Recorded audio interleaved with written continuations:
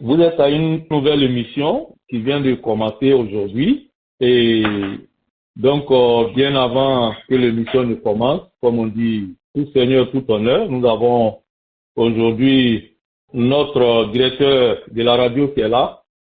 Donc, bien avant de commencer l'émission, partir avec notre animateur, nous allons d'abord entendre monsieur le directeur, puisque c'est une nouvelle émission.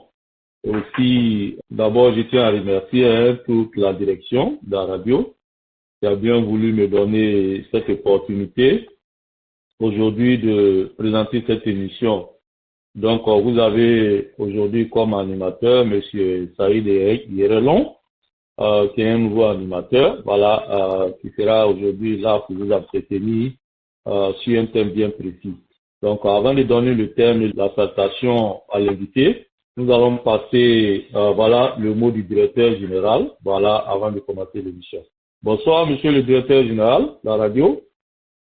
Oui, et bonsoir, monsieur Saïdou. Vraiment, c'est un honneur. Et puis, écoutez, je vais saluer tout le monde, en particulier aussi le conférencier de ce soir. La radio qui fait en même temps la publicité, qui fait en même temps les informations, c'est la radio qui donne aussi la formation. Alors donc, ce soir, avec cette nouvelle émission que nous avons, je pense que c'est vraiment un grand plaisir de voir cette émission-là débuter ce soir. Merci bien, M. Saïbou, pour vraiment cette, je peux dire que cette hargne que vous mettez aussi afin de pouvoir, en tout cas, animer cette radio-là, pour que cette radio-là ait toujours sa flamme élevée. Je voulais encore dire merci de sa présence, M. Gabriel Diabaté, qui a toujours été aux côtés aussi de la radio.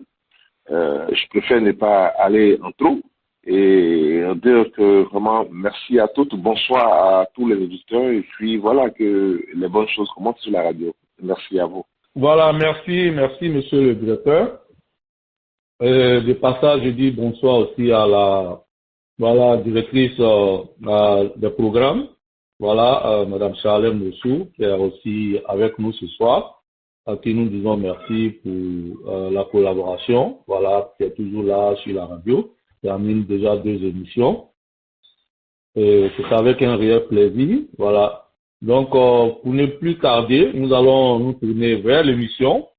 Comme je disais, monsieur Gabriel Diabaté, bonsoir. Bonsoir, monsieur Saïbou, le délégué. Bonsoir, madame Charlotte Mossou. Bonsoir au nouveau directeur. Le nom, c'est Charles, hein? C'est Richard. C'est Richard Thibault. Ouais, c'est Richard. Ouais, Richard Thibault. Ouais. Voilà, bonsoir, monsieur Richard. Voilà, je vous dis bonsoir. C'est un plaisir d'être avec vous dans le milieu de la radio GPS.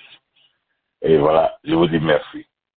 Voilà, c'est un plaisir. Encore, monsieur Djibril Diabaté, je vous dirais, si on vous demande de vous présenter aujourd'hui, qu'est-ce que vous allez dire de vous brièvement?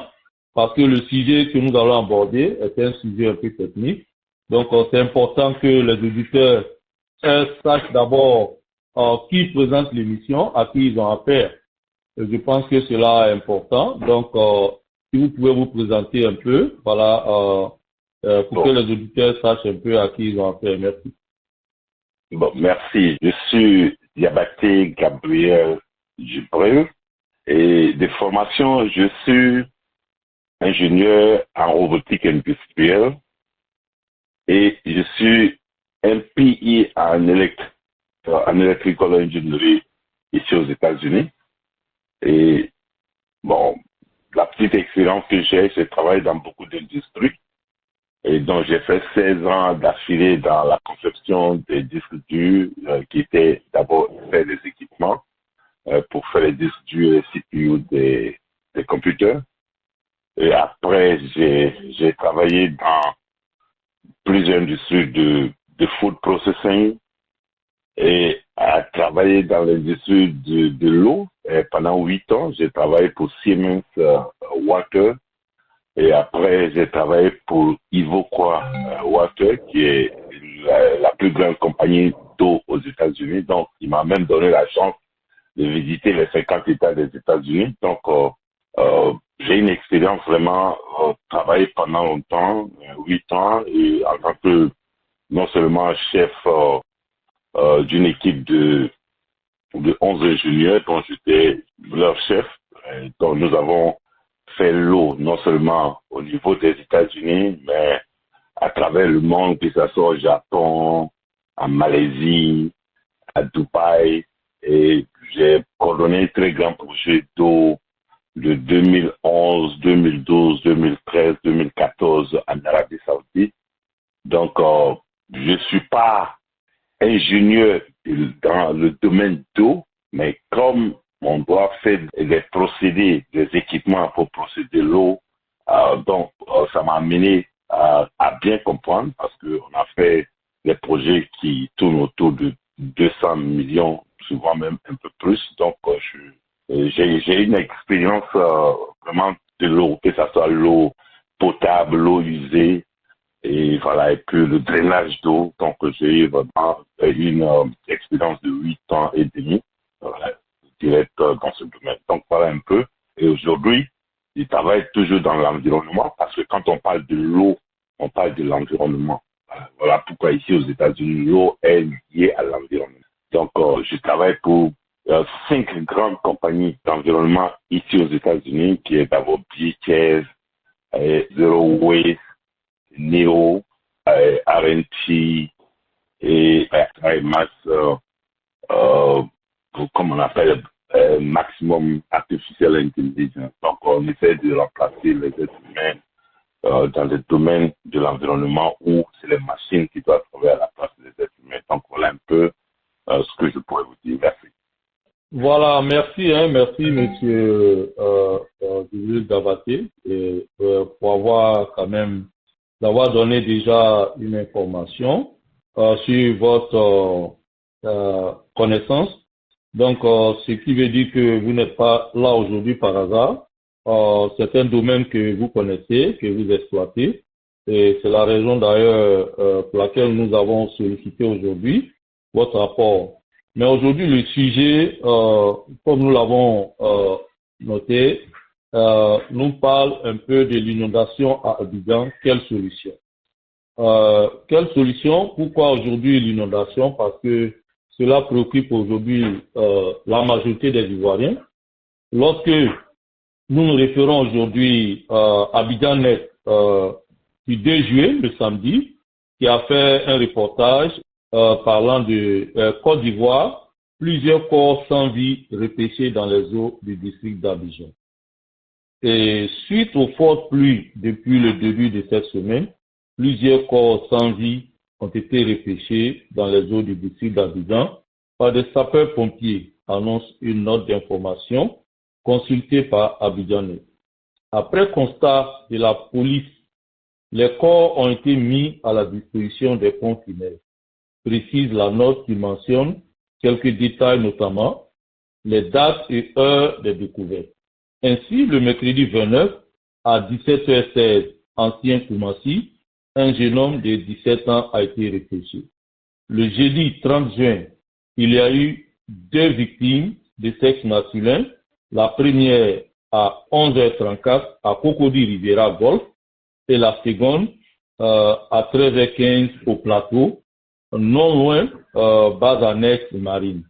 2 victimes ont également été repêchées le 1er juillet à 9h48 à PK23, non loin la station de pesage.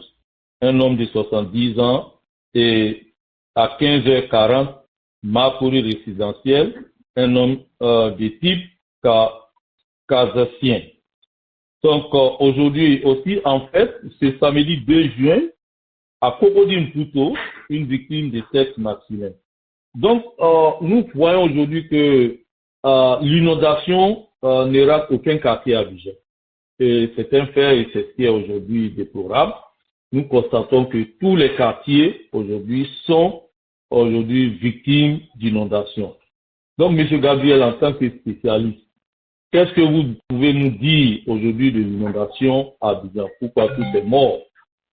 Qu'est-ce que vous pensez réellement qu'on peut mettre en place et quelles sont réellement vos vos apports en tant qu'expert. Que pensez-vous de la situation? Donc, nous vous écoutons avant de prendre les questions. Voilà, merci Monsieur Saïbo, et c'est une très bonne question. Avant de parler de l'inondation, et vous pouvez rechercher en ligne, j'ai déjà écrit depuis plusieurs années, j'ai déjà écrit l'eau, Côte d'Ivoire, l'eau sauve des vies et des morts. Et j'ai écrit ça, et puis bon, j'ai écrit pas mal d'articles, essayer de dire que l'eau qui doit être source de vie, mais devient notre propre ennemi chez nous. D'abord, avant même l'eau l'inondation, parlons même de l'eau que nous consommons au niveau de la Côte d'Ivoire. Et l'eau, et si vous pouvez vous renseigner, depuis bientôt les 20 dernières années, il y a trop de problèmes rénaux en Côte d'Ivoire. Pourtant, il y a longtemps, on ne connaissait pas ça, mais maintenant, on a toujours des maladies où les gens ont des insuffisances rénales. Et j'ai eu la chance de discuter avec un docteur, un grand docteur ici, un Sénégalais ici, et je lui ai expliqué, lui aussi, et il était inquiet aussi pour que ça arrive. Je lui ai dit non, le problème c'est nos gouvernements. Voilà, parce que l'eau, pour décontaminer l'eau, on met du chlore dans l'eau. Et le chlore se générait de deux façons. Et il y a le chlore naturel et le chlore chimique. Et le chlore naturel, ça veut dire on prend de l'eau pure, on met du sel dedans, on adoucit, on électrifie l'eau salée, et donc vous sortez de l'hydrogène dedans, et qui sera en gaz, mais le liquide qui tombe serait maintenant le chlore. Et ce chlore, on injecte dans l'eau. Vous allez au Canada, vous allez par exemple à Montréal, c'est ce qui se passe. J'ai travaillé dans le Haut-Sec du Canada, donc c'est ce qui se passe. Donc, mais ça coûte excessivement cher. Mais par contre, dans nos pays, on utilise des chlores chimiques. C'est-à-dire, on prend des sacs de chlore chimique comme un peu les sacs de ciment et on déverse dans l'eau. Cela n'est pas grave. Mais le problème, les gars, ils ne dosent pas. Il n'y a pas de dose, on ne contrôle rien. On jette dedans et puis ça va. Vous allez en Côte d'Ivoire, c'est pas la Côte d'Ivoire seulement, hein, c'est pas pour critiquer quelqu'un, c'est pas la Côte d'Ivoire seulement. Mais vous allez, dans beaucoup de pays ouest africains, vous allez trouver que l'eau que vous buvez à la maison, ça change de couleur. Souvent c'est bleu, souvent c'est jaune, de temps en temps. C'est parce que ceux qui injectent le chlore dans l'eau, ils ne contrôlent pas. Ils déposent seulement dedans. Alors que et le chlore est mélangé par, comme on appelle, par pipi, c'est-à-dire combien de grammes de chlore pour 1 litre d'eau. Alors, c'est ce calcul qui est fait avant de mélanger. C'est cela, vous venez aux États-Unis, vous n'allez trouver nulle part aux États-Unis que l'eau qui rentre dans les maisons appartient à un privé. Ça n'existe pas ici. Voilà, parce que l'eau fait partie de la sécurité nationale. Et comment vous pouvez savoir ça lorsque vous allez, par exemple, dans un centre de traitement d'eau ici aux États-Unis, essayez de vous approcher. Il y a le National Guard qui est l'armée américaine qui est assise dans des bureaux avec des caméras pour vous surveiller. Tout à l'heure, ils viennent vous arrêter. Parce que quand l'eau est empoisonnée, c'est toute une population qui sera empoisonnée. Donc, c'est vraiment sérieux. Donc, c'est cela on donne. C'est-à-dire, l'eau dans les bouteilles, ça c'est industriel. N'importe qui peut faire ça. Mais l'eau qui rentre dans les maisons, non. Ça, c'est l'affaire de l'État. On ne peut pas donner ça à un privé. Non. Voilà. Donc, pour dire que tout ça, c'est des problèmes que nous avons. Maintenant, ça, c'est une parenthèse pour dire que ça, c'est l'eau qui devait nous donner la vie, mais en même temps, par la manière nous allons c'est-à-dire injecter le chlore dans cette eau, ça nous donne la maladie et aujourd'hui ça crée maintenant les insuffisances rénales parce que la filtration d'eau même c'est l'exemple, la technologie de la filtration d'eau a été prise à l'être humain. Nos reins, les reins quand tu mets de l'eau dedans et quand tu consommes de l'eau, c'est le rein qui va filtrer ça. Maintenant si les pores du rein sont bouchés, alors ça devient maintenant une maladie qui est l'insuffisance rénale. Donc c'est comme si vous mettez une serviette au-dessus d'un seau et mettez de l'eau dedans. La vitesse que ça va pénétrer, c'est votre rein. Si ça ne pénètre pas vite, donc vous avez un problème d'insuffisance rénale. Donc, voilà un peu le problème. Donc, c'est le produit chimique. En fait, pour moi, je trouve que on nous empoisonne plus que de nous donner la vie. Donc, le gouvernement, n'importe quel gouvernement doit regarder ça de près, essayer de mettre on a des mécanismes, par exemple en Côte d'Ivoire, on a beaucoup de mécanismes, des bureaux, etc. Mais est-ce qu'ils font leur travail? Ça, je doute fort. Donc voilà, ça c'est une parenthèse. Maintenant, venons à l'inondation. On a toujours connu l'inondation en Côte d'Ivoire. Personne n'a pu soigner l'inondation. On se pose la question, qu'est-ce qui ne va pas? On vous dira que c'est les caniveaux. Bon, ça contribue, mais le tout n'est pas les caniveaux. Parce que, je vais vous donner un exemple simple. Vous avez 3 zones, le A, le B et le C. Il se trouve que le A est à hauteur, le B est dans le trou, le C est aussi à hauteur. Quand il pleut, qu'est-ce qui va se passer? Le B va recevoir de l'eau et ça va rester là-bas. Ça ne va pas bouger. Mais si ça ne bouge pas, quel que soit le caniveau que tu mets, la terre n'est pas en pente pour dire que tout eau qui va tomber sur la terre va descendre pour aller vers la lagune. Donc, ça ne va jamais se passer. Donc, c'est l'ingénierie maintenant qui doit résoudre ce problème. Et pourquoi on a tant de problèmes? Parce que quand il pleut, c'est-à-dire dans tous les pays au monde, il y a l'inondation. N'importe où, il y a l'inondation. Personne n'est à l'abri.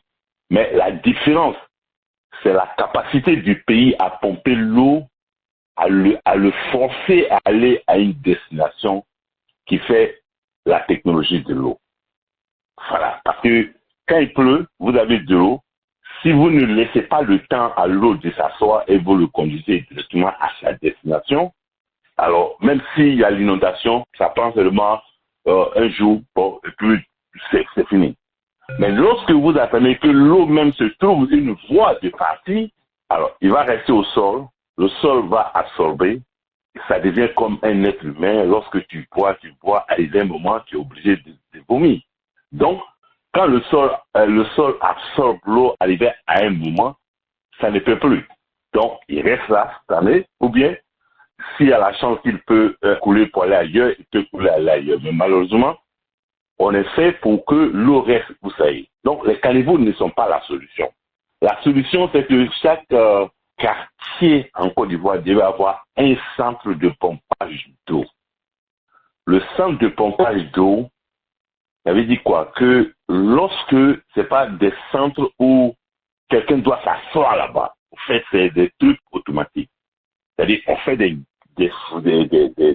grands fossés dans le sol et on met des pompes qu'on appelle les submerged pompes. C'est des pompes qui sont ancrées dans le sol. Et il y a des capteurs électroniques dessus.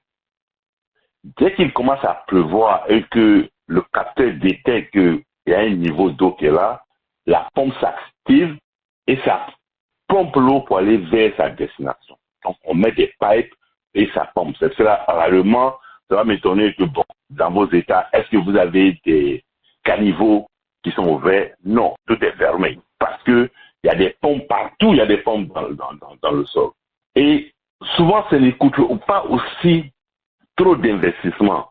Mais malheureusement, lorsque il y a des compagnies qui viennent chez nous et que nous-mêmes, on ne maîtrise pas la chose, on vient nous donner quelque chose et ils s'en vont. Donc le problème demeure dans notre main. Parce que ici, par exemple, quand on donne un contrat à une machine, ça c'est rare que ça se passe, mais je donne un exemple. Tu ne feras pas comme toi tu penses, mais tu feras comme ce qui a été écrit sur le papier. Mais malheureusement, dans beaucoup de pays africains, finalement, c'est du business. Quel que soit X, on s'en fout de la population. Les gens vont se sucrer, une compagnie va venir, parce que la compagnie américaine ou française qui va là en Côte d'Ivoire, le travail qu'il va fournir en Côte d'Ivoire, c'est pas le même travail qu'il va fournir aux États-Unis ou en France. Ça, c'est clair. Parce que là-bas, ils cherchent l'argent. Et ici, ils cherchent l'argent, mais tout en respectant un protocole qui est signé. Parce que si tu violes ça, alors on te retire ta licence et tu risques de payer sa chère. Donc, pour dire que chaque cité doit avoir un centre de pompage. Et ce centre de pompage, avec des générateurs qui sont dedans, parce que chaque fois qu'il y a la pluie, c'est possible que l'électricité soit coupée. Donc, on met des gros générateurs dedans, et dès que l'eau commence à couler net, la pompe ne lui laisse pas le temps. Ça commence aussitôt à pomper pour aller vers sa destination. Même s'il y a l'inondation, ça ne va prendre seulement que 1 heure, 2 heures au max, l'eau a été déjà pompée. Mais nous n'avons pas ce système. Donc, on accuse les caniveaux. Mais les caniveaux ne peuvent pas résoudre puisque les caniveaux ne sont pas nivellés, les caniveaux ne sont pas, et les caniveaux même, c'est des caniveaux qui sont ouverts et chaque fois que quelqu'un glisse dedans, bon, ça l'emporte.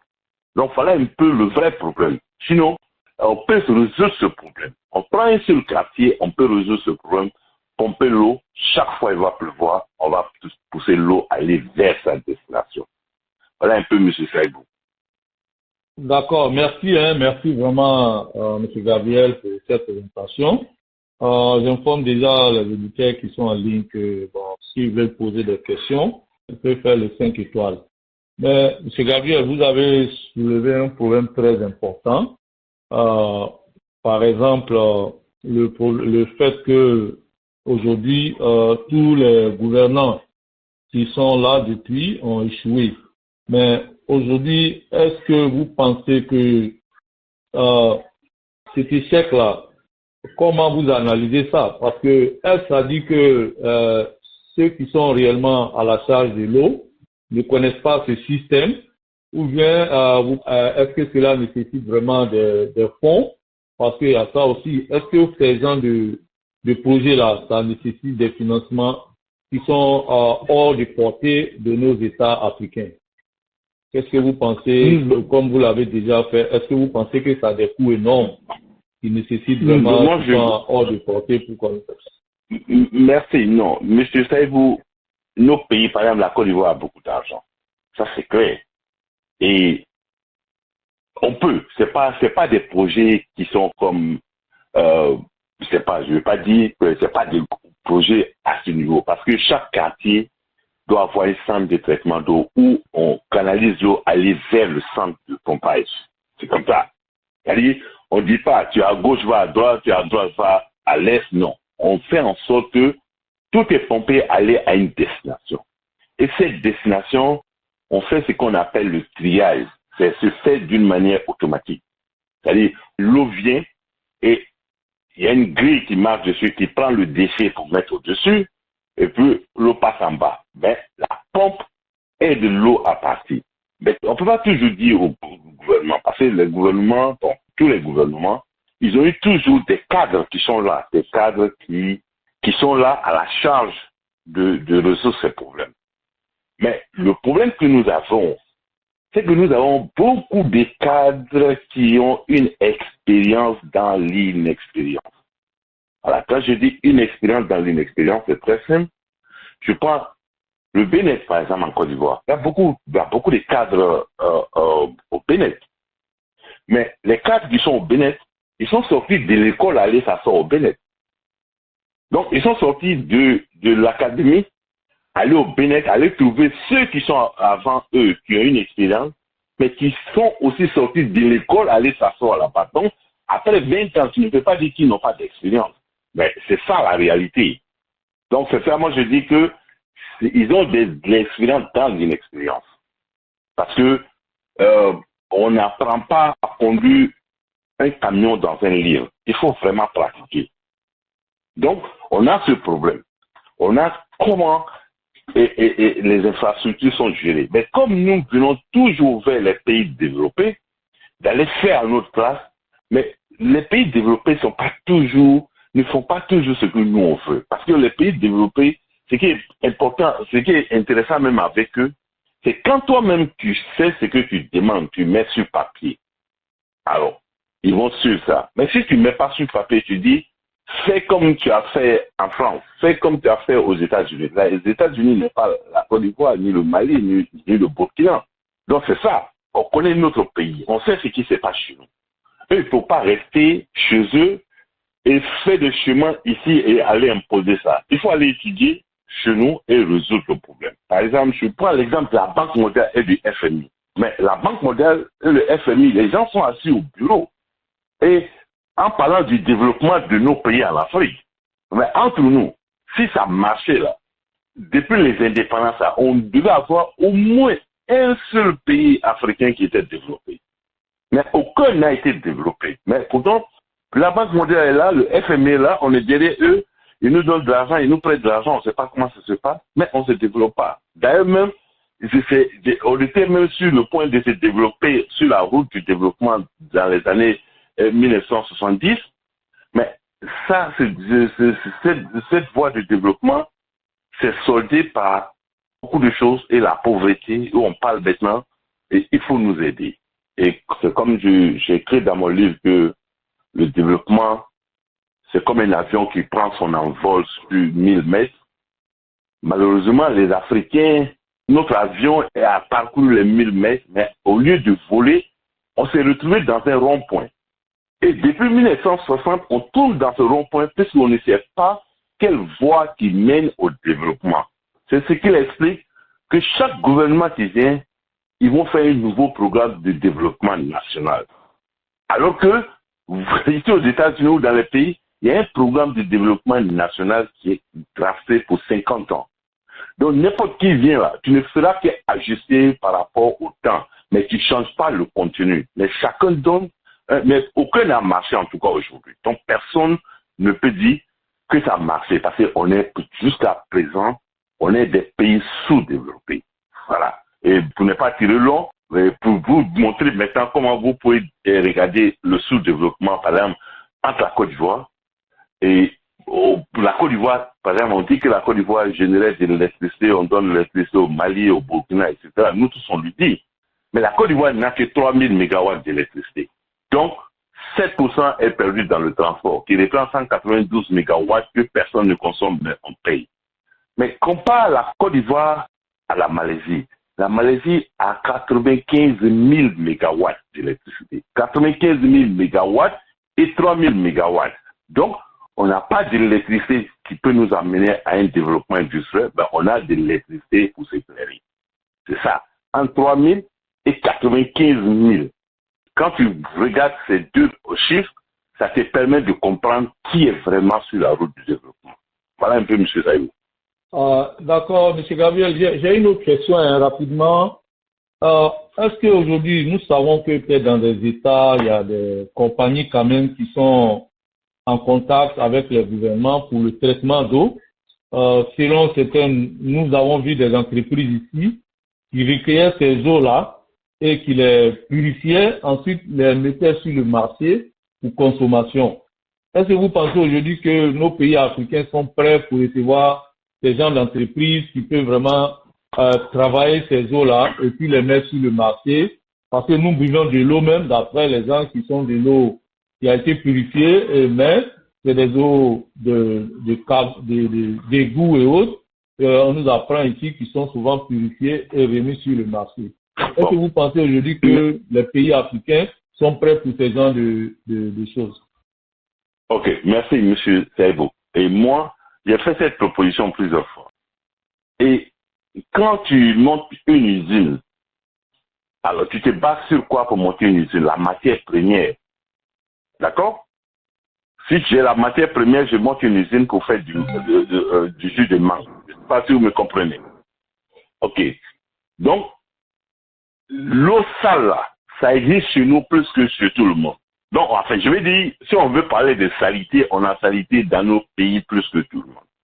Donc, déjà, il faut tourner. C'est cela que lorsqu'on parle d'eau ici aux États-Unis, ça fait partie, ça fait partie de l'environnement. Je vais vous expliquer. Et chez nous, ici, on prend l'eau des toilettes, des égouts.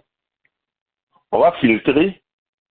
Et quand on filtre, n'importe où vous voyez ici aux États-Unis, vous entendez les criques, les petites rivières criques là. Ça a été conçu artificiellement. Lorsqu'on traite l'eau, on verse ça dans le cric. Mais les déchets solides là, d'abord, on sort 3 engrais dedans. Mais avant de sortir 3 engrais dedans, d'abord, le procédé, on prend l'eau sale des toilettes et on va mettre ça dans des grands tanks qu'on appelle les diastores pour laisser vraiment que les bactéries n'ont qu'à pousser très bien.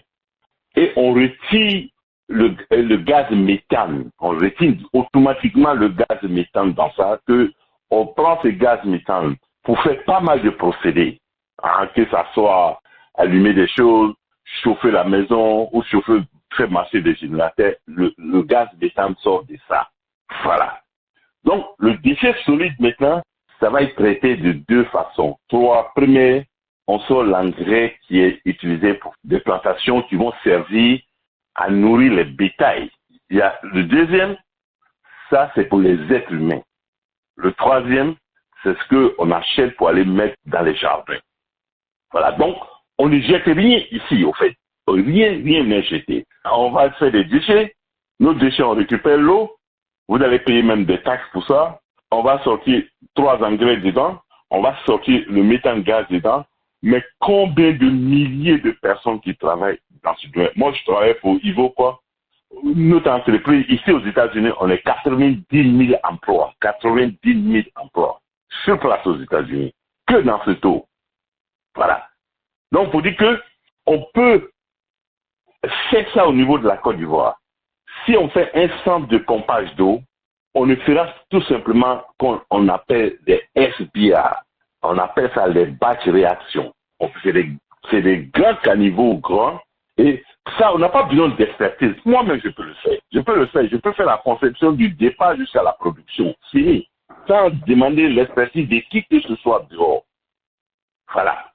Et tant qu'on a la main d'œuvre localement, on n'a pas besoin que les gens connaissent. Mais moi, je peux faire le chemin, le travail, finir complètement et mettre en production du départ. Je connais le procédé du départ jusqu'à la fin parce que moi, quand je travaille, on est obligé de créer des procédés, des machines, faire le procédé jusqu'au produit fini. Donc, pour dire que on est plus que prêt pour ça. On n'a pas commencé seulement ou on n'a pas réfléchi. Sinon, ces déchets-là, nos engrais, on peut sortir beaucoup d'engrais dedans, du gaz dedans, et l'environnement serait propre et personne ne va se plaindre.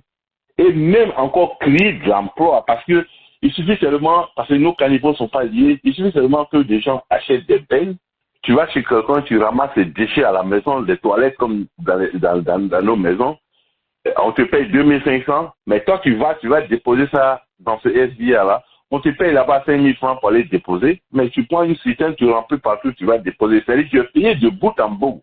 En même temps que celui qui reçoit, il crée ça encore pour faire de la valeur ajoutée.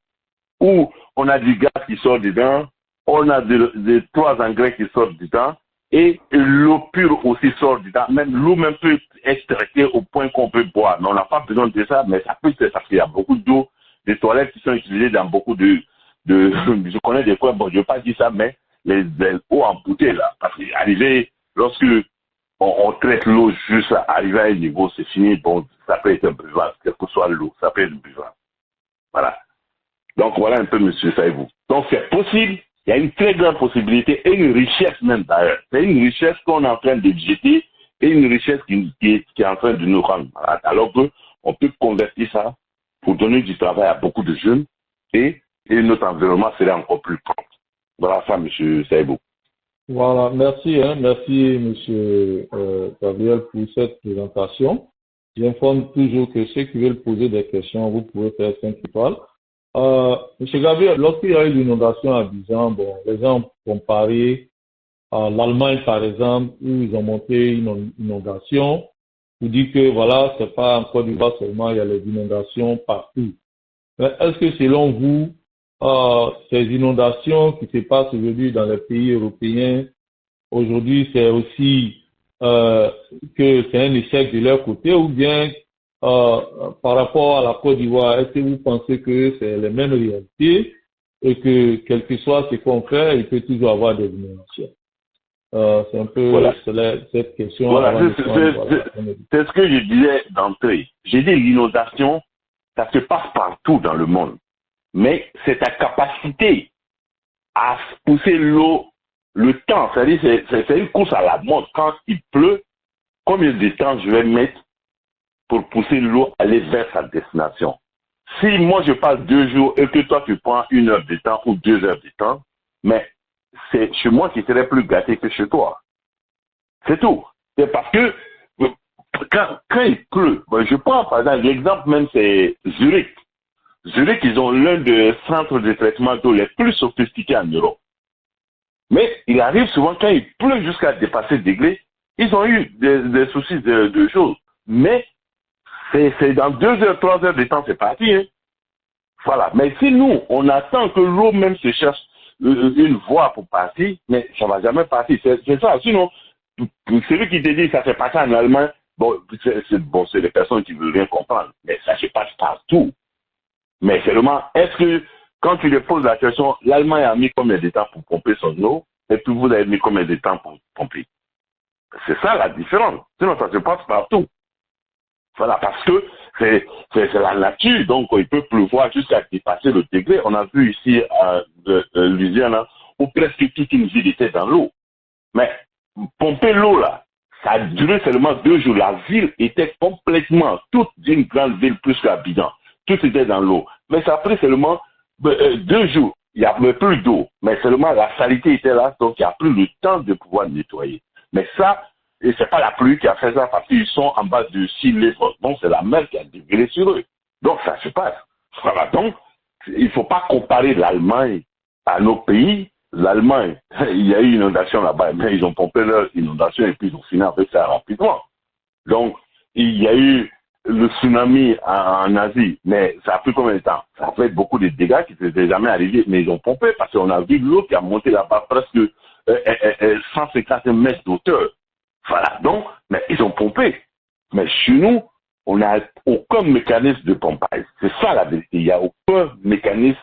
Moi, je ne connais aucun centre de pompage d'eau en Côte d'Ivoire. Je n'en connais pas. Peut-être ça existe, mais je n'en connais pas. J'ai fouillé partout. Il n'y a aucun centre de pompage d'eau en Côte d'Ivoire. Et ça veut dire quoi? Que on a une voiture qui n'a même pas de pneus. Donc, on n'est même pas prêt d'abord. Donc, l'inondation, ça va venir toujours. Et puis, finalement, les maisons vont tomber. Bon, on dit souvent que les architectes n'ont pas construit bien, mais tout ça, non. Parce que quand l'eau absorbée, arrivé un moment, il ne peut plus tenir. C'est comme un être humain. Il ne peut plus tenir, le sol ne peut plus tenir, le sol va commencer à lâcher tout. Donc, c'est ce qui se passe. Voilà. Donc, voilà un peu, M. Saïbou. Donc, ne compare pas l'Allemagne à nos pays. D'accord, oui, vraiment. Voilà. Merci pour l'information. Nous avons un auditeur, voilà, M. Alasco. On va ouvrir son micro pour qu'il puisse poser sa question. Voilà. Bonsoir, Alasco. Bamba dit Alasco. Allô. Merci. Allô. Voilà, merci d'être avec nous. Voilà, l'animateur, le conférencier est à vous. Notre invité, Allô. voilà, M. Dubuil, et il est à vous et il écoute. Vous pouvez poser votre question, s'il vous plaît. Allô, bonsoir, M. Sidibé. Bonsoir, M. Gabriel, mon tonton Gabriel, mon grand frère Gabriel, mon oncle. Voilà, c'est mon oncle aussi. À chacun son oncle. Lui, c'est mon oncle. Donc, je salue tout le monde qui écoute la radio. Je vous salue. Bonjour, bonsoir. Ça dépend de vos positions. Vraiment, les mots me manquent parce que depuis le début de l'émission, je suis connecté, au fait, quand il s'agit de mon oncle Gabriel qui va prendre la parole, ça me fait tellement plaisir que je n'avais pas manqué l'émission parce que il me passe à chaque émission, il me passe parce qu'il me donne tellement d'informations que moi, il reste seulement la bouche bée. Vraiment, c'est pour lui dire ça d'abord parce que c'est l'explication me laisse sans mots parce que c'est tellement bien dit et puis c'est tellement, c'est tellement quand il explique, c'est tellement clair. C'est-à-dire que c'est clair dans mon esprit, donc c'est que question même ça ne vient pas parce que les questions même que je veux poser, souvent je vois que sans même poser la question, les gars il a déjà répondu en fait. Voilà, donc comme vous l'avez dit, pour l'innovation, ça m'était venu en l'esprit que souvent les gens, quand il y a les innovations en Côte d'Ivoire et quand on veut parler, on nous montre souvent les États-Unis, l'Europe, et moi aussi ça me vient dans l'esprit souvent, mais c'est-à-dire que bon, lui il m'a déjà bloqué, donc je ne sais pas quoi dire parce que la manière que mon oncle a expliqué, c'est que la réponse ça me va tellement parce que j'ai compris au fait, parce que je ne comprenais pas le système. Voilà, il a expliqué bien. Voilà, donc quand ça peut inonder parce que c'est un phénomène naturel. Voilà, maintenant, comment gérer le phénomène naturel là? Voilà, il a expliqué comment les autres pays gèrent ça. Voilà, parce que c'est vrai, nous, on n'a pas de système pour gérer, et ça reste là pendant des mois. Souvent, parce que quand le sol est déjà quand ils sont là déjà absorbé trop d'eau, ça ne peut plus partir, donc le reste là, donc ça fait les bouts, donc ça crée encore d'autres dommages. Donc bon, pour le moment, je crois que je n'aurai pas de questions, mais je vais encore rester à l'écoute. Bon, parce que je serai à l'écoute, parce que je n'ai pas le choix. Parce que quand lui il est à la radio, moi il ne peut pas partir. Il faut qu'il soit là, parce que ça m'informe beaucoup. Et pour lui dire que moi, en tout cas, c'est que moi, il lui souhaite. Et vraiment, que Dieu lui donne longue vie. Voilà, c'est tout ce que moi, il lui souhaite. Parce que Dieu lui donne longue vie. Parce que moi, pour moi, le monsieur là, quand je le couche chaque fois, je crois que c'est une Côte d'Ivoire tranquille, avec des dirigeants vraiment qui ont vraiment, bon, voilà, on va parler des choses pour dire qu'on a manqué de respect aux gens, mais en tout cas, une Côte d'Ivoire qui se veut en tout cas prospère et bien sincère, a besoin d'un gars comme lui. Voilà, parce que si Dieu lui donne longue vie, je crois que le pays a besoin de lui. Voilà, il a besoin de lui par rapport à ses expériences, par rapport à tout ce qu'il fait. On a besoin de lui. Merci beaucoup. Je suis là, je suis à l'écoute. Merci. Ah, mon frère, merci beaucoup, mon petit. Vraiment, c'est gentil. Et je crois que si tu as bien fait moi-même mon Asalakou, je ne me reconnaissais même pas dedans. Merci beaucoup. Que Dieu te garde. Inch'Allah. Donc, monsieur Gabriel, je crois que c'était un compliment, comme il a dit. Hein. C'est tellement bien dit parce que aujourd'hui, pensez-vous qu'aujourd'hui, en Côte d'Ivoire, peut-être il n'y a pas de structure réellement qui puisse penser au traitement, ou bien vous pensez peut-être que, bon, on a déjà posé la question, est-ce une négligence de la part du gouvernement? Parce que aujourd'hui, quand même, nous avons, vous avez dit la SODECI qui était dans le temps financé par le gouvernement, qui a été privatisé. Je ne sais pas si vous avez des informations sur eux, mais apparemment, c'est eux peut-être qui devaient piloter ce genre de projet. Mais est-ce que vous, aujourd'hui, en tant qu'expert qui avez peut-être vécu un peu la situation aux États-Unis, vous avez déjà essayé d'approcher peut-être votre pays pour leur faire une proposition de ce genre-là? Si oui, quelle a été la réaction? Parce que c'est pas, comme l'a dit tout à l'heure à l'ASCO, c'est quand même incroyable qu'on ait un Ivoirien vraiment à cette maîtrise-là et qu'aujourd'hui, bon, on ne puisse pas vraiment chercher à voir. Est-ce que vous avez essayé d'approcher ou bien, bon, voilà, avant de passer au prochain invité, M. Kader, rapidement, bon, M. Gabriel. Voilà, monsieur Seibou, merci. En fait, moi, j'ai publié pas mal d'articles sur l'eau, sur la question d'eau, j'ai écrit pas mal d'articles. Et c'est ce que je peux faire. Parce que quand on veut aller vers le pays, bon, souvent ceux qui sont assis là-bas pensent d'abord même qu'on vient pour prendre leur place. Mais alors que moi, je vois mal que nous quittons ici aux États-Unis, on est presque allé à la retraite, d'aller chercher encore, on va à travailler pour quelqu'un, pour dire on va se lever le matin à 6 heures pour aller au travail. Mais si jamais les gars voudraient que... moi, j'ai un cabinet en Côte d'Ivoire. Si, par exemple, je peux faire une contribution, c'est-à-dire juste, par exemple, on dit on fait l'expérience dans un seul quartier, d'abord pour voir. Hein, et même s'ils ont leurs experts, ben, au moins, on va demander à leurs experts de suivre ce que nous, on va mettre sur papier. Et suivre ça. Et si ça ne marche pas, on nous dit à la fin que ça n'a pas marché. Mais tant que tu n'as pas... Parce que on attend, le plus souvent, les gens vont dire, mais ça se passe en Allemagne, ça se passe aux États-Unis, etc. Donc, on comprend tout ça. Mais c'est nous-mêmes qui avons dit qu'on veut être comme la France, on veut être comme l'Allemagne, on veut être... Donc, si on veut être comme eux, il faut qu'on fasse exactement ce qu'ils font. Là, il n'y a pas de problème. Parce que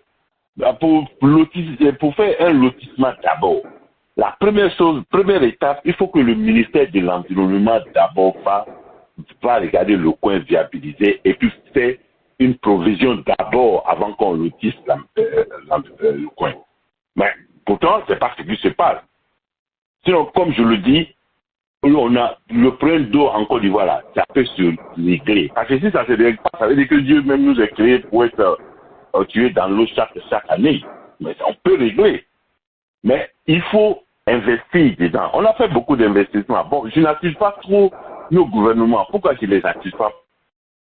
Je dis ça parce que souvent, nos chefs d'État, les experts qui sont là-bas, ils vont les mentir tous les jours. Eux, comme ils ne sont pas spécialistes, ils avancent dedans, ils en passent dedans, et puis bon, au final, on vient se retrouver chaque année, qu'on a le même problème. Sinon, le problème, ça demeure depuis longtemps. Personne n'a pu trouver une solution encore. Mais pourtant, c'est pomper l'eau à aller, parce qu'on a seulement qu'une destination d'eau en Côte d'Ivoire. C'est la lagune. On pompe, on envoie dans la lagune.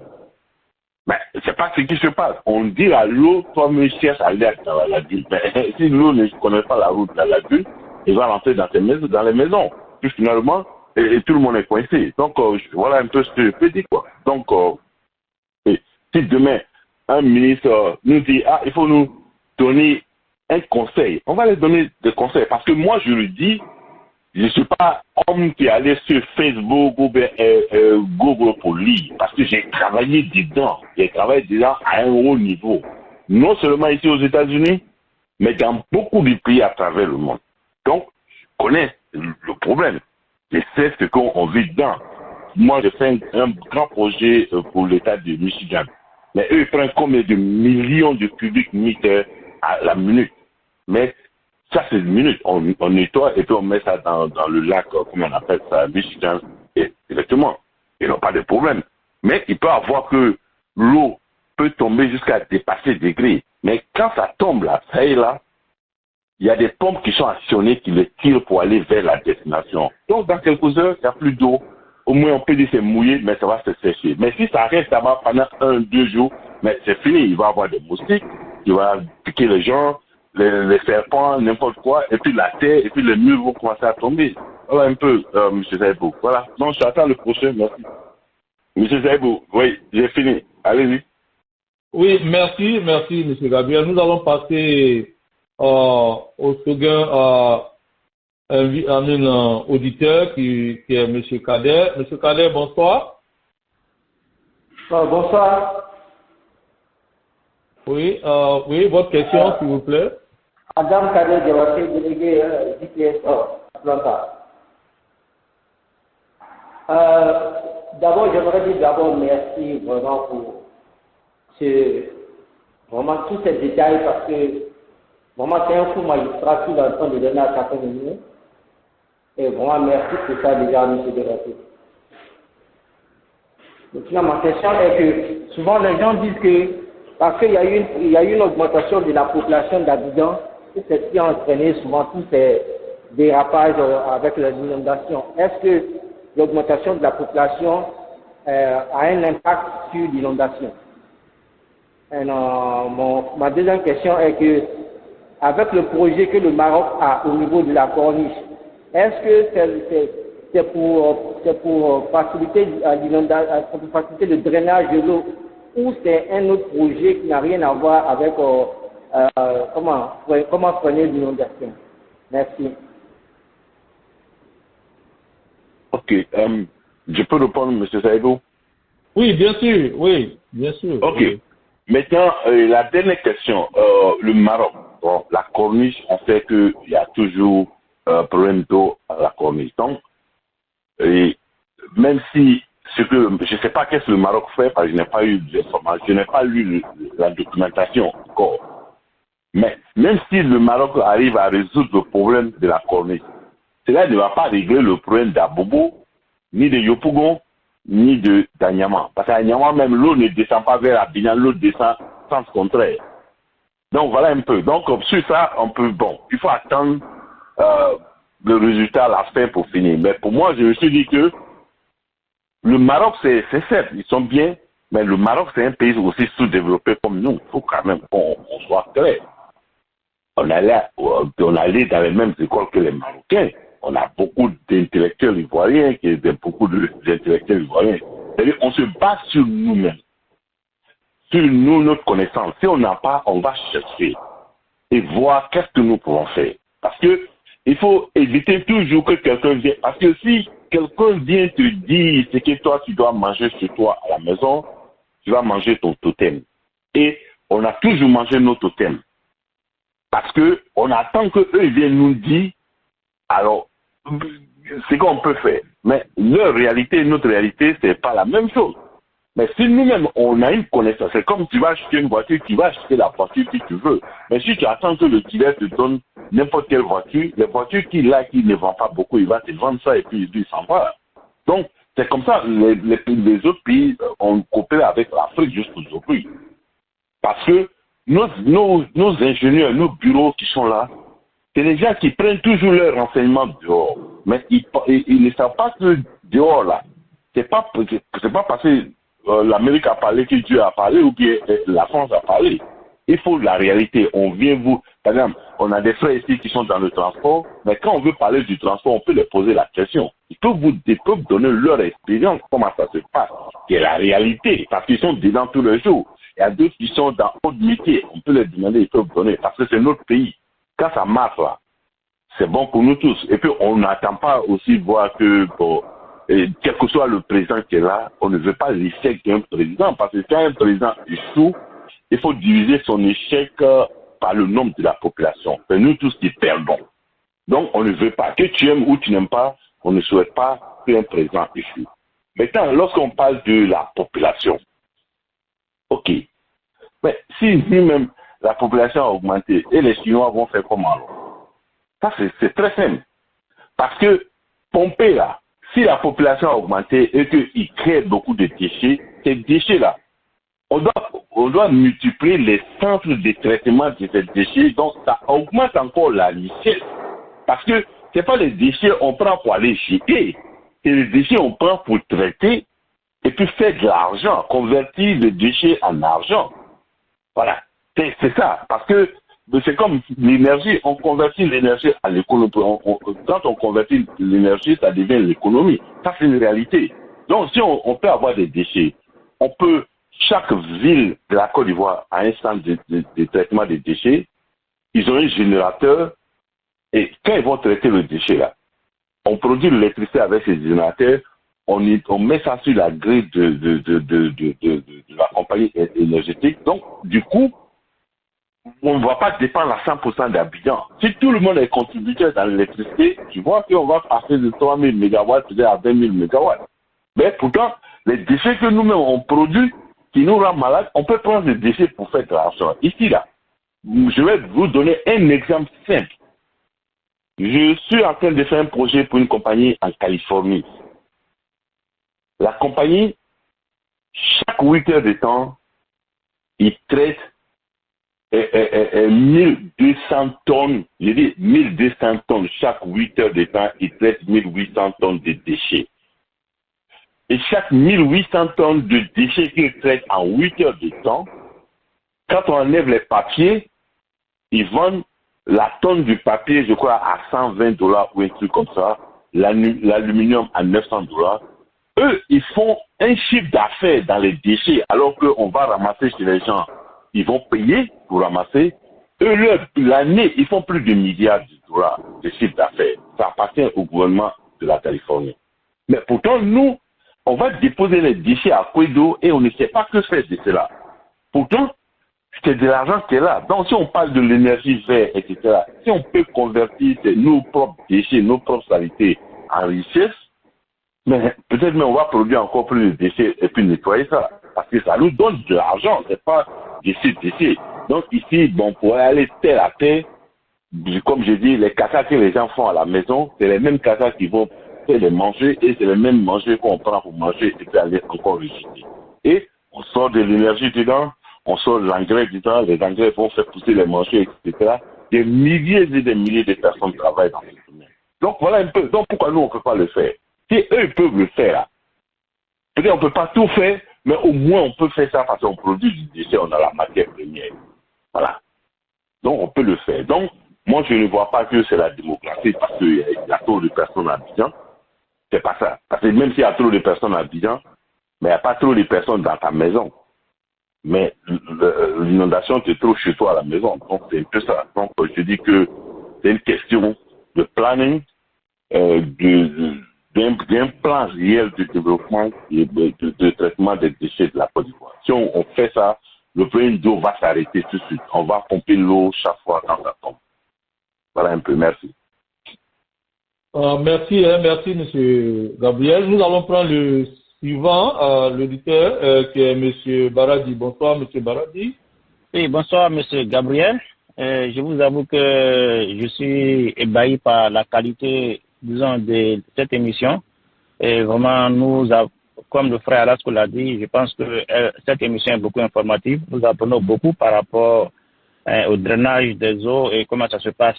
La question que je voulais poser à l'invité est purement d'ordre politique. J'ai écouté certains, disons, de ces éléments de réponse, mais j'avoue que ça m'a laissé un peu sur ma faim. Donc, je voulais une réponse claire. Monsieur Gabriel, on se rappelle que dans les années d'avant 2010, lorsque M. Ouattara, encore à l'opposition, avait dit qu'il était inadmissible de ranger les inondations au compte de la nature. Et comme quoi le gouvernement de Laurent Gbagbo était incapable et a montré toute son incapacité disons, par rapport au drainage des eaux usées.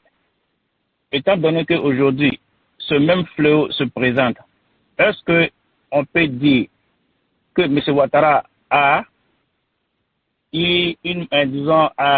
disons, le propos de M. Ouattara à l'égard du régime Gbagbo était erroné, ou aujourd'hui son régime est en train de démontrer son incompétence? Je ne sais pas si vous m'avez compris. Bon, j'ai compris. Ouais. J'ai compris, ouais. J'ai bien compris. Bon, au fait, et je ne veux pas parler je comprends, parce que bon là, ça devient réel politique. Donc, je ne vais pas parler de politique. Parce que je sais, n'importe quelle structure qui était en place ou qui est en place depuis tout le temps, parce que vous avez trouvé que le pénètre qui était sous M. Gbagbo, c'est le même pénètre qui est là sous M. Alassane Ouattara. Donc, il faut peut-être que le gouvernement recherche seulement à changer les choses. Alors, pour le bien de la Côte d'Ivoire. Parce que on a bien l'impression que ceux-mêmes qui doivent être des vrais artisans de régler ces problèmes, eux, ils sont peut-être dépassés par l'événement.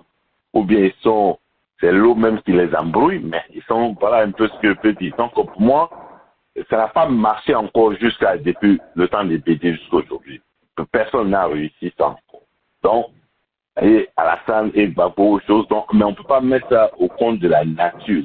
On sait quand on parle de réchauffement climatique, il pleut beaucoup, on comprend tout ça. Mais c'est comme un peu le développement. Et moi, ma femme me dit, de temps en temps, quand je lui pose la question, on parle de l'Afrique, elle dit que l'Afrique même n'a même pas commencé encore le développement. C'est-à-dire, si on dit allons en voyage, et qu'on est dans la voiture, on prend l'autoroute, le voyage a commencé. Nous-mêmes, on est encore dans la maison. C'est ça que je disais tout à l'heure, que le développement, on tourne dans un rond-point. Comme le rond-point a plusieurs sorties, alors on ne sait pas quelle voie qui nous mène au développement. C'est ce qu'il explique. Et bon, on parle d'eau, mais on peut allonger ça un peu. Et quand les nouvelles technologies sont arrivées, vous vous rappelez bien, bon nombre d'entre nous, quand on est venu aux États-Unis, il n'y avait pas Internet. Hein. Voilà. Il n'y avait pas Internet, il n'y avait pas smartphone. Mais dès que l'Internet est arrivé, vous avez vu que chaque pays africain, ils ont nommé des ministères des nouvelles technologies. Ils ont nommé des ministres chargés des nouvelles technologies. Mais, Uncle Sam, l'Amérique même qui a inventé les choses sur les nouvelles technologies, nous dit que c'est du virtuel. Quand c'est virtuel, là, on ne fait seulement que nommer des juges pour renforcer les lois. Mais ça ne vaut pas la peine d'aller mettre un ministère. Ça ne veut rien dire tout ce que c'est du virtuel. Donc, c'est ce qui explique que l'Amérique, il n'y a pas de ministère aux nouvelles technologies en Amérique. C'est juste un bureau qu'on appelle le FCC qui gère ça. Mais nous, on allait se mettre dans les nouvelles technologies. On a des ministères. Alors que notre grand retard, que les gens doivent comprendre, les mêmes nouvelles technologies arrivent de nous mettre dans beaucoup de difficultés demain. Mais quand tu dis ça, les gens ne vont pas toujours aller dans ce sens de comprendre. Parce que les nouvelles technologies, M. Baladi peut-être d'à 15 ans, 20 ans, si je te demandais le numéro de M. Saïbou, vous allez me donner le numéro tout de suite là. Voilà, tu me diras c'est 301, 301, 301. Mais à l'heure actuelle, Si je te récupère ton cellulaire tout à l'heure, même vous ne connaissez pas le numéro de votre propre épouse. Donc, vous avez laissé la place maintenant aux nouvelles technologies. Donc, alors que dans le développement du monde, là, les nouvelles technologies n'ont développé aucun pays au monde. Ça n'existe pas et ça n'a pas existé. Depuis les nouvelles technologies ont trouvé tous les pays, 10 pays développés aujourd'hui, ils étaient développés avant l'arrivée des nouvelles technologies. Maintenant, quand les nouvelles technologies sont arrivées, ça n'a fait que rendre leur développement encore plus fluide pour que ça va vite. Mais nous, on a sauté maintenant l'ancienne technologie qui a été la base du développement du monde, qui a été tout simplement que le développement industriel qui a développé, parce qu'il n'y a aucun pays au monde développé qui n'est pas industrialisé. Si tu n'es pas industrialisé, tu n'es pas développé. L'Arabie Saoudite a beaucoup d'argent, ils ne sont pas développés. Dubaï a beaucoup d'argent, ils ne sont pas développés. Dubaï est joli, ils ne sont pas développés. Mais quand on parle de développement, c'est industrialisation. Mais nous, on a pris les nouvelles technologies et oublié maintenant l'ancienne technologie qui devait nous conduire au développement. C'est pas en 2022, aujourd'hui, qu'on parle maintenant qu'il faut faire des usines de chocolat, alors que cela devait se passer depuis longtemps. Donc, voilà un peu. Donc, pour dire que nous, on a une théorie. L'Afrique, en général, on construit toujours le toit, le mur et la fondation. Le développement ne peut pas se faire comme ça. Dans ce fait-là, on est toujours à un éternel recommencement. Chaque président qui vient, il vient avec un nouveau programme de développement. Donc, vraiment qu'on prie, quoi, parce que quand on prie, sinon le développement pour l'Afrique, là, c'est pas pour demain, quoi. À la lune, quoi. À la lune, c'est pas pour demain. Donc, voilà un peu, monsieur Baradji. Donc, je ne sais pas si ça répond à votre question. Ok, j'ai compris. Oui, allez-y, monsieur Baradji. Ouais, donc je voulais dire que j'ai saisi, disons, l'élément de réponse de notre invité. Donc, comme quoi, je conclus que le régime actuel aussi a failli dans cette politique-là de canalisation des eaux. Et donc maintenant, le deuxième volet de ma question, vous avez parlé de, qu'on appelle des centres de pompage qui s'avèrent être, disons, une solution. C'est ça, M. Gabriel? Oui, effectivement. OK. Donc, parallèlement à ça, est-ce que vous pensez que le centre de pompage-là serait suffisant à eux seuls ou bien il faut aussi ajouter, disons, une meilleure politique d'urbanisation? Parce qu'aujourd'hui, mine de rien, on sait qu'aujourd'hui, l'une des raisons fondamentales de ces inondations sont les habitations anarchiques qu'on voit et puis les constructions, disons, dans certains endroits qui sont destinés à canaliser l'eau. Est-ce qu'on peut dire que, bon, pour me répéter, le pompage disons, à lui seul est suffisant ou il faut ajouter d'autres politiques aussi, telles que une meilleure urbanisation? Voilà, merci. Voilà, donc la meilleure urbanisation, ça a toujours compté. Mais ce que je veux dire, c'est qu'il y a au moins un quartier habitant qui est bien urbanisé. Il y a au moins un. Je ne connais pas, mais il y a au moins un quartier qui est très bien urbanisé. Mais le même quartier urbanisé là, il y a aussi l'inondation. Donc ça veut dire que ce n'est pas l'urbanisation qui explique tout. Parce qu'il y a un quartier toujours en Côte d'Ivoire, je ne sais pas quoi, mais quelqu'un peut dire, il y a au moins un quartier ici, même si c'est 50 mètres carrés, mais là-bas, eux, tout est propre. Mais quand il pleut, ils sont aussi confrontés au même problème que celui qui est à Bobo.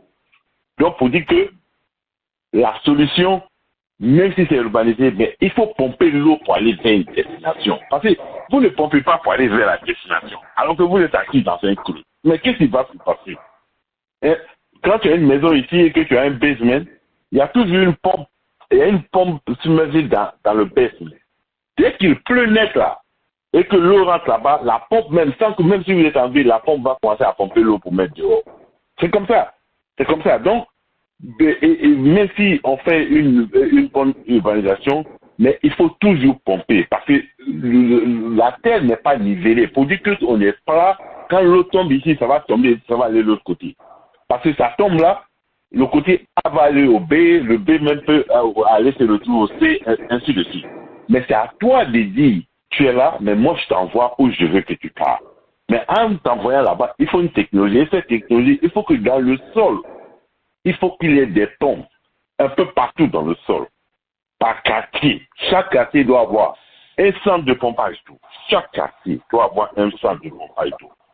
Même si ça ne résout pas à 100%, mais au moins l'eau ne va pas dormir sur quelqu'un. Dès que ça tombe la nuit, même si vous dormez, ça va commencer à pomper pour partir. Mais ce n'est pas le cas. Là, il pleut la nuit à 9h. Matin, vous vous réveillez du sommeil à 10h du matin, l'eau est encore assise à ta porte. C'est ça le problème. C'est ça que j'ai dit, l'inondation, c'est partout. Mais c'est la capacité à pomper l'eau vers sa destination qui fait la différence entre nous et ces pays développés. Sinon, même chose, ils sont passés par là, mais ils ont compris que non, si on n'envoie pas l'eau à sa destination, l'eau va nous tuer. Donc finalement, ils ont envoyé. Donc la technologie existe. C'est pas qu'on va rentrer dans un laboratoire pour aller inventer. C'est pas une invention, une recherche. On ne cherche pas ça et là. On n'a qu'à faire un plan, un planning. Voilà, on fait un bon planning. Et puis dans ce planning-là, c'est pour ça que j'ai dit que avant de faire un lotissement, le ministère de l'Environnement doit être dedans. Lui, il doit dire, bon, ici, nous allons poser un centre de pompage d'eau. On va mettre un centre de pompage d'eau. Donc les caniveaux doivent être faits pour aller pas aller à la lagune, mais aller d'abord dans un grand caniveau fermé avec béton. Et ce caniveau a peut-être 10 ou 20 moteurs à l'intérieur, pompes à l'intérieur. Dès qu'il pleut, toute l'eau du quartier se dirige là-bas. Lui, au fur et à mesure que ça vient, c'est ces 20 moteurs qui pompent à la fois pour partir. Donc, ça ne donne même pas le temps à l'eau de s'asseoir. Et tout le monde est tranquille. Mais si tu ne fais pas ça, l'eau va aller à la chose dans les caniveaux. Arrivé un moment, les caniveaux sont bouchés, ça ne bouge pas.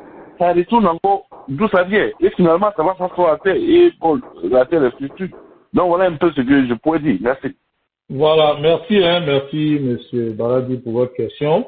Nous avons un auditeur et le numéro commence par 267 et ça se termine par 7585.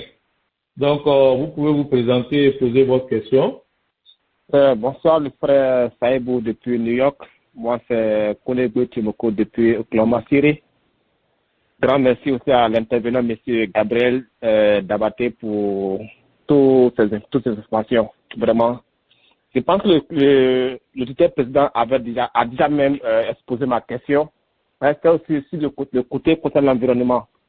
Mais il a déjà mentionné le problème. Parce que je me demandais, avant qu'on ne construise la maison de banc de terrain à Abidjan, est-ce que le ministère de l'Alimentation prend le temps quand même de préparer les futurs améliorer ceux qui vont venir acheter ces terrains dans différents endroits? Qu'est-ce que le ministère fait? Maintenant, auparavant, c'est des endroits qui ne sont pas habités, c'est des engrais verts qui sont là, et on commence à vendre ces terrains, et les gens commencent à habiter là-bas. Bon, on détruit l'espace vert là, et on s'implante.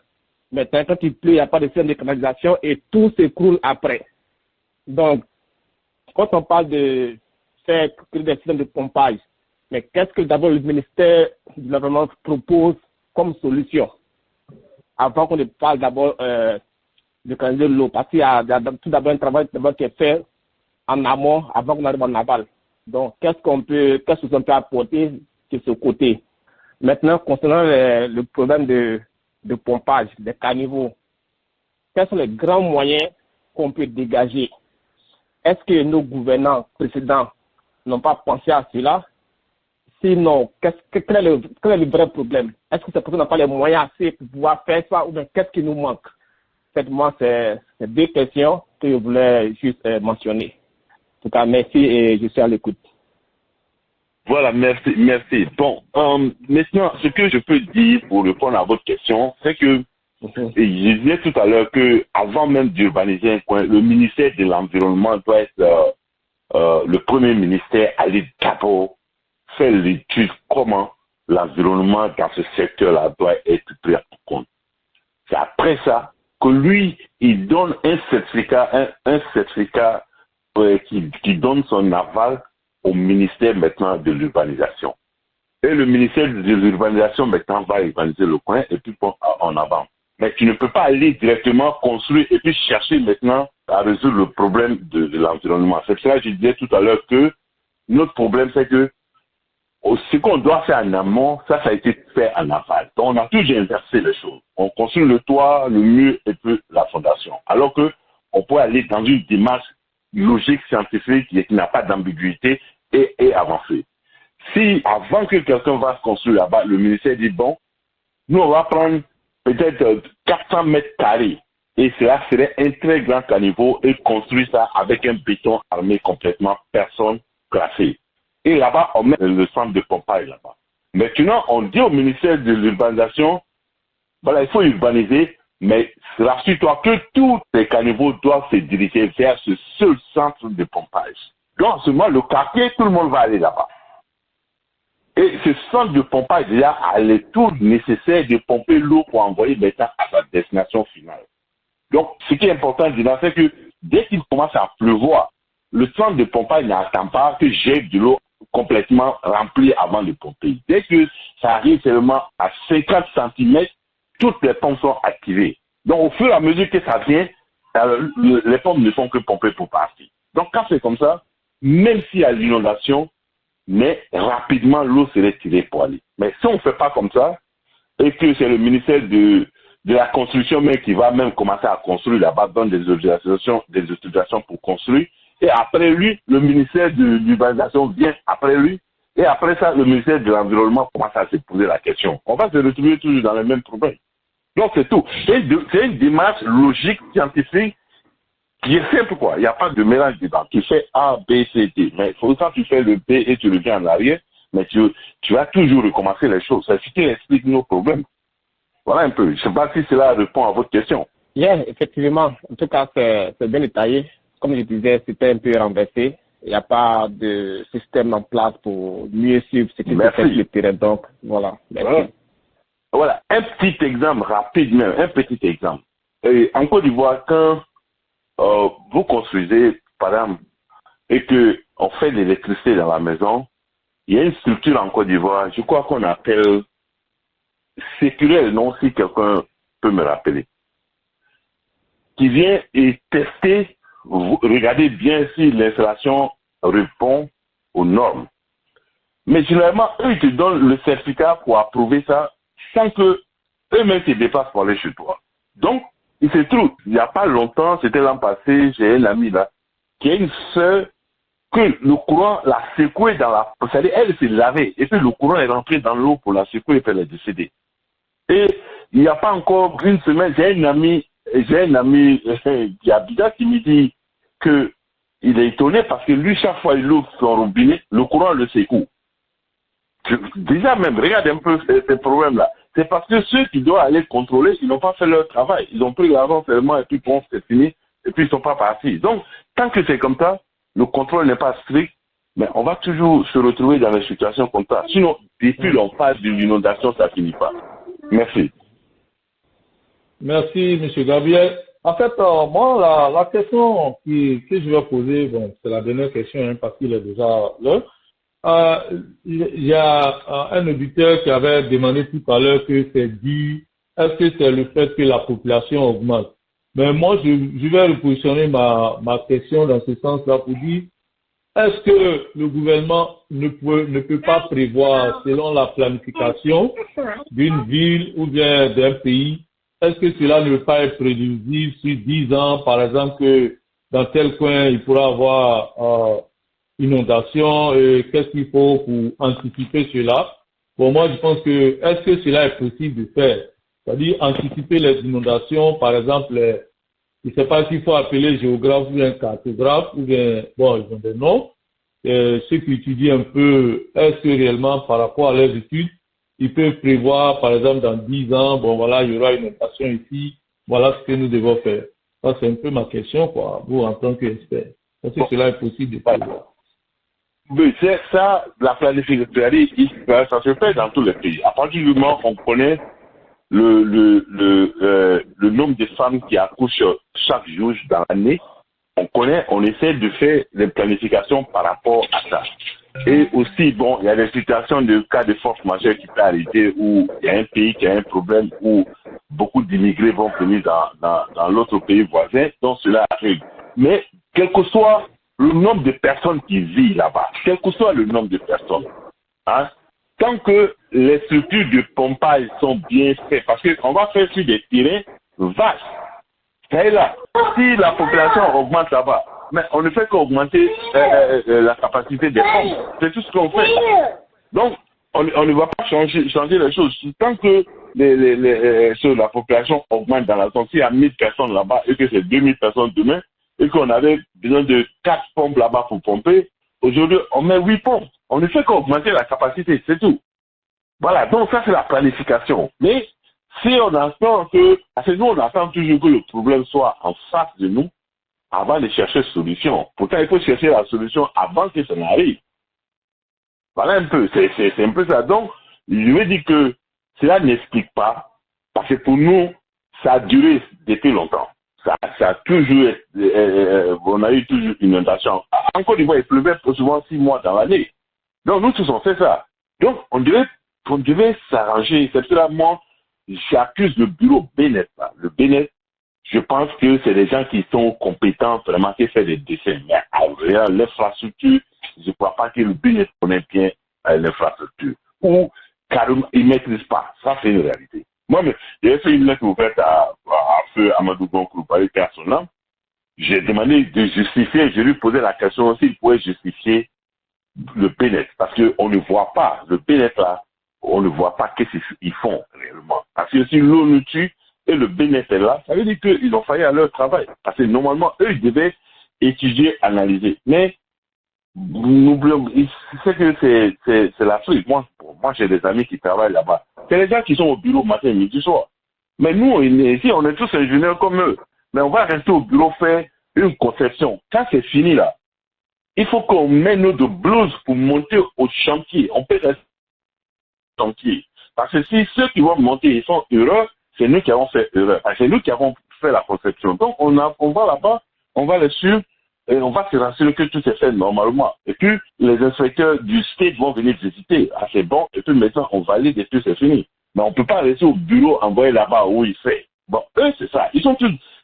Un ingénieur d'abord qui est en cravate matin, midi, soir. Alors, tu vas dire quoi? Il est en voiture climatisée, il est dans le bureau, on lui donne un petit café là-bas, mais tu attends quoi? Quand l'eau va venir, lui va rester dans son bureau jusqu'à la pluie va s'arrêter. C'est tout. Donc, monsieur Saïbou, donc voilà un peu ce que vous pouvez dire, quoi. Oh, d'accord, nous sommes vraiment à la fin de l'émission, il y a 2 mains qui sont levées. Donc, monsieur Gabriel, vous allez prendre les 2 questions qui seront les dernières et puis on répond en même temps. Okay. Je vais passer d'abord au directeur, M. Richard. Ensuite, nous allons passer à M. Bamba. Bien, là, pour les questions. Ensuite, vous allez répondre aux 2 questions et nous allons passer au mot de fin, comme l'heure est déjà arrivée. Oui, M. Richard, voilà votre question, s'il vous plaît. Ensuite, M. Bamba se prépare. Oui, merci bien. Je m'excuse parce que j'étais en plein de boulot, voilà pourquoi je n'ai pas pu intervenir. Mais comme j'ai vu que l'émission tirait à partir, j'ai posé ma question rapidement. Oui, merci au conférencier, M. Gabriel, merci pour vraiment toutes les informations que vous donnez. Mais j'ai une question qui m'éclate un peu la tête. Une question, c'est purement technique. Je veux savoir, quand on parle des centres de pompage, c'est pas que c'est un amalgame, mais je veux comprendre juste temps de pompage ou bien en même temps de traitement. Alors, je veux comprendre le pompage là. Où va l'eau qu'on pompe? Ça va dans quel endroit? Et ça va servir à quoi? Aussi, est-ce que l'eau qui est pompée, qui va dans un endroit, est-ce qu'il ne peut pas se déborder si vraiment les eaux sont trop élevées? Vraiment, c'est un peu ce que je veux comprendre par rapport au centre de pompage dont vous parlez. Au vu aussi de la démographie, aussi de la distance, c'est-à-dire dans les zones, comme des zones, aujourd'hui si on parle d'inondation, on parle d'habitants, mais aussi la démographie aussi élevée, ça fait qu'il n'y a même pas d'espace. Or, un centre de pompage, quand je réfléchis, c'est un endroit vaste qu'on doit prendre. Mais à Abidjan, on prend ça où? Avec une population qui est aussi grandissante. Et bon, voilà un peu cette compréhension que je voulais avoir à votre niveau par rapport à une étude technique. Quoi. Merci. D'accord, merci. Nous allons passer à M. Bamba pour sa question aussi, avant de répondre aux 2 questions. Oui, M. Bamba, allez-y pour votre question. Ok, cette fois-ci, c'est une question. Voilà, il a écouté mon nom. Voilà, monsieur, mon nom Gabriel Diabaté. Dans la question, en tout cas, c'est toujours par rapport à l'eau, hein, il reste dans le contexte, mais c'est un peu un peu dans l'eau chambre. Je veux parler au moins de la météo, la météorologie. Les gens, je crois qu'en Côte d'Ivoire, il y a un bureau de météorologie. Et souvent, depuis longtemps, depuis le temps où on voit à la télé, souvent, ils parlent des précipitations, combien de millimètres, ils expliquent des choses là-bas. Moi, je voulais savoir si ces gens-là qui font de la météo en Côte d'Ivoire, je voulais savoir si c'est juste, au fait, c'est des personnes qu'on a pris seulement pour les occuper, pour qu'ils puissent avoir de l'argent, un salaire, ou bien c'est des personnes qui travaillent sur des données fiables. Parce que je veux savoir s'ils ont les moyens de leur travail, si le pronostic que les gars donnent souvent à la télé par rapport à la pluie, le soleil, je veux savoir s'ils ont au fait, le matériel pour ça. Parce que souvent aux États-Unis, quand on nous donne la météo, c'est pas à 100% souvent, mais beaucoup de fois, ça se réalise. En fait, beaucoup de fois, comme ils ont dit, c'est ce que tu vois aussi. Voilà, beaucoup de fois. Voilà, même si c'est pas à 100%. Mais en Côte d'Ivoire maintenant, je veux savoir si ils ont cette technologie-là, s'ils ont ce matériel-là pour faire. Bon, parce que si, au fait, je me dis que s'ils avaient tout ce matériel-là qui était fiable et s'ils avaient cette connaissance, bon, pour la connaissance, ils peuvent avoir la connaissance, mais le matériel, si c'était vraiment ce qu'ils disent, est-ce que ça ne peut pas éviter les morts, au fait? Voilà, parce qu'on vient toujours dans l'innovation. Si on pouvait prévoir tout ça, est-ce qu'on ne pourrait pas avertir à la veille la population, pour qu'on prenne la population, prenne des précautions pour ne pas qu'il y ait des morts. On peut avoir des dommages matériels, des morts, about life, that's crazy. Donc, je voulais savoir un peu si ça, s'ils ont les moyens, mais pourquoi ils ne préviennent pas les gens à 1 jour, à 2 jours, pour que les gens puissent vraiment quitter les endroits à risque. Merci et vraiment très bonne émission, mon nom. Voilà, merci. Je vais d'abord commencer par le premier. Monsieur Richard, un centre de pompage, là, ça ne dépasse pas 500 mètres sur 500 mètres. Le centre de pompage. Voilà. Et nous, on pompe l'eau à Alcançar sur 270 miles. 270 miles, ça fait combien de kilomètres? Ça fait près de 400 kilomètres. C'est-à-dire entre Abidjan et Daloa. Donc, un centre de pompage, là, chaque quartier doit avoir son centre de pompage. Ici, aux États-Unis, je ne sais pas dans quel état vous êtes, dans n'importe quel quartier aux États-Unis, il y a un centre de pompage. N'importe où, ça est là. Vous allez trouver que vous n'allez pas trouver les caniveaux qui sont ouverts. Tout est fermé. Donc, tout est connecté. Et puis, le centre de pompage, il peut avoir le même centre de pompage, les pompes qui seront ancrées dans le sol, là. Mais ça se dispatche un peu partout dans la ville. Ça se dispatche un peu dans la ville. Donc, centre de pompage, là, ce n'est même pas un problème en Côte d'Ivoire. Si c'est en Côte d'Ivoire, là, on peut faire centre de pompage partout en Côte d'Ivoire. Dans chaque quartier d'Abidjan peut avoir un centre de pompage. Ça, c'est une réalité. Il suffit seulement qu'on met les tuyaux dans ces caniveaux. Sinon, le centre de pompage, ça, ce n'est même pas un problème. Voilà un peu ce que vous pouvez dire. Ce n'est pas une superficie des hectares. Non. C'est juste une usine où on fait sur 400-500 mètres carrés. D'accès, tu as déjà mis un centre de pompage qui peut pomper autant d'eau. Voilà. Parce que moi, je vois un peu la ville de Détroit. Nous, on a construit le centre de pompage de Détroit. Ce n'est même pas sur 1 hectare. Mais ça pompe tout l'eau de Détroit. Alors, Détroit est plus large que Abidjan. Voilà. Donc, c'est ça. C'est question de comment l'eau va aller à une destination. Et puis, l'eau doit aller, la Côte d'Ivoire, Abidjan, là, seulement. Ce qu'on sait, l'eau a une seule destination en Côte d'Ivoire, c'est la lagune. Il n'y a pas autre voie là-bas, c'est la lagune. Voilà. C'est dans la lagune, l'eau va partir. Donc, c'est la cale est dans la lagune. C'est tout ce qu'on peut faire. Parce que, sinon, à ce rythme-là, ça veut dire que si on ne trouve pas cette solution, on va vivre avec ça tout le temps. Ça, c'est une réalité. On va vivre avec ça tout le temps. Maintenant, Monsieur Baladji avait proposé la météo. Monsieur Baladji, la météo, c'est une question économique. Je veux que tu saches ça d'abord. Quand on parle de météo, généralement, c'est à cause des business. Voilà. Et Amazon, je prends un exemple, Amazon a 3 satellites.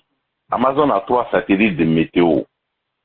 Les 3 satellites sont connectés à leur node à Seattle, à Washington, où je suis. C'est plutôt M. Bamba, hein? C'est plutôt M. Bamba. Ah, M. Bamba, pardon. Oh, M. Bamba, voilà. Monsieur Bamba. Quand on parle de météo, là, c'est d'abord question d'argent, de business. Il faut d'abord mettre ça en tête. Voilà. Je prends l'exemple. Amazon a 3 satellites. Les 3 satellites sont connectés sur leur grand node ici à Seattle. À Seattle. Et quand la météo dit que après-demain ou après-demain, il va pleuvoir à Maryland, automatiquement ce satellite informe les instruments et ces instruments ordonnent les camions qui vont prendre tout ce qui doit marcher comme marchandises lorsqu'il pleut dans cette zone-là. Les camions vont aller là-bas avant que la pluie ne tombe.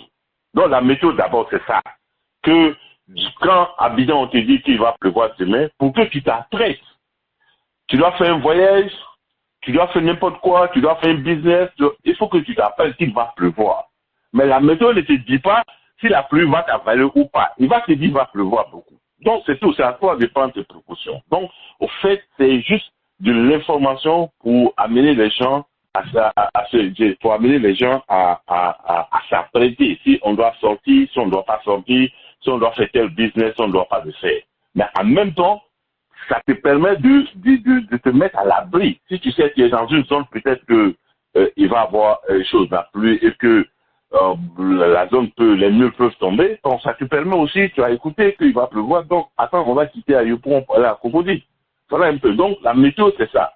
Mais eux là, c'est tout ce qu'ils peuvent faire. Ils ont des instruments, ces instruments les informent, et puis eux, ils prennent les informations de ces instruments pour vous donner.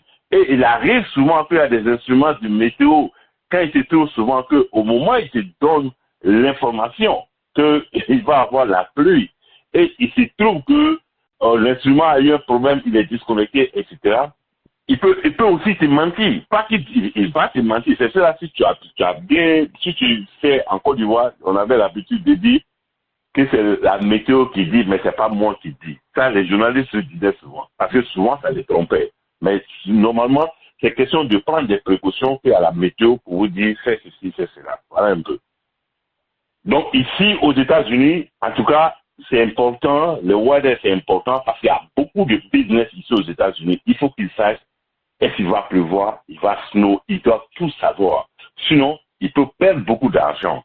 Ou bien, ça peut créer beaucoup d'accidents. Il y a tous ces détails-là. Donc, voilà un peu pourquoi on parle de la météo. D'accord, M. Gabriel, vraiment, je pense que c'est la dernière question. Nous sommes à la fin de l'émission. Bon, nous avons un camarade, M. Katina, qui est là. Peut-être s'il a rapidement quelque chose à dire, on peut le laisser peut-être poser une question avant la clôture. Sinon, voilà, on va vous laisser, voilà, passer à votre mot de fin avant de clore. Bonsoir, M. Katina. Je sais que vous venez de nous prendre en marche. Je ne sais pas si vous avez des observations ou bien des questions, parce que nous sommes à la fin de l'émission. D'accord, je pense que M. Katina n'est pas disponible. Donc, M. Gabriel, vraiment, merci encore. Hein. Je pense que vraiment, nous avons été largement servis aujourd'hui. Et merci vraiment encore de nous avoir éclairé sur beaucoup de choses. Parce que maintenant, tout le monde sait que les comparaisons, ça ne se fait pas comme ça au hasard. Parce que c'est compte tenu du temps d'évacuation de l'eau, et c'est très important. Donc, comme on le sait, il y a inondation partout, mais à quel moment l'eau finit dans les deux endroits, et c'est ce qui est important, et c'est ça qui détermine. Et souvent, Gabriel, s'il vous plaît. Merci, monsieur Saïfo. Bon, je pense que ça a été un bon débat. Je vais donner seulement que ce que je sais. Voilà. Et ce que je sais, alors je ne doute pas de cela parce que c'est pas dans le livre, c'est mon travail de chaque jour. Donc, je travaille dedans, matin, midi et soir. Donc, quand je dis, c'est parce que l'expérience que j'ai vécue dedans, parce que moi aussi, cette curiosité m'a amené, chaque fois que je travaille avec des experts qui ont travaillé dans 30 ans, de les poser la question. J'ai eu la chance d'aller visiter même des trous dans la ville de Londres, à visiter des trous de plus de 4 km à l'intérieur, dans les caniveaux. C'est-à-dire marcher des affaires de 4 km pour comprendre un peu comment ça a été conçu. Donc, chaque trou, c'est près de 4 km hein, où moi je me suis arrêté et puis on est sorti. Mais ça, c'est le caniveau où l'eau doit s'échapper dans la ville. Mais chaque 500 mètres, 600 mètres, il y a comme un petit carrefour. Et chaque carrefour, il y a un moteur à gauche et un moteur à droite. Tu continues encore 500 mètres, il y a un moteur à gauche. Et là-bas, j'ai vu ça là-bas, j'ai vu ça à Zurich, j'ai vu ça en Arabie Saoudite même, à Riyad, j'ai vu ça à Dubaï. Donc pour dire que j'ai vu ça dans beaucoup de pays. Donc, c'est la solution. Parce que les gens ne vont pas le faire si ça ne le répond pas. Ici aux États-Unis, j'ai fait les 50 hectares, sans commenter. J'ai fait les 50 hectares que dans l'industrie de l'eau. Voilà, les 50 hectares. Donc, je sais que c'est la seule façon que nous pouvons faire pour. Sinon, si c'était l'ingénierie, voilà, on envoyait des experts, mais ça dure depuis des décennies. Hein. Ça dure depuis même l'Abidjan, mais il n'y avait pas 10 millions de personnes à Abidjan. On avait toujours le problème d'inondation. Donc, s'il y a 10 millions, ça ne veut rien dire. Que ça soit 100 millions ou 1 million, ça n'a pas commencé hier avec 1 million et ce n'est pas là même avec 10 millions. Donc, ça ne serait que ça va s'empirer seulement. Donc, je pense qu'on va prier que le gouvernement prenne des décisions et puis amener nos ingénieurs à challenger eux-mêmes quoi. Pour dire que voilà, ça dure, mais qu'est-ce que nous pouvons faire finalement pour arrêter ça? Oui, je pense qu'on a des cerveaux en Côte d'Ivoire, on a des Ivoiriens qui sont intelligents, qui peuvent arriver à faire ça. Voilà. Donc, parce que quand tu vas même vers eux, ils vont te dire, oh, j'ai tel diplôme. Bon, quand on te dit ça déjà, ils te disent qu'ils connaissent. Donc, on les dit, le président doit taper sur la table.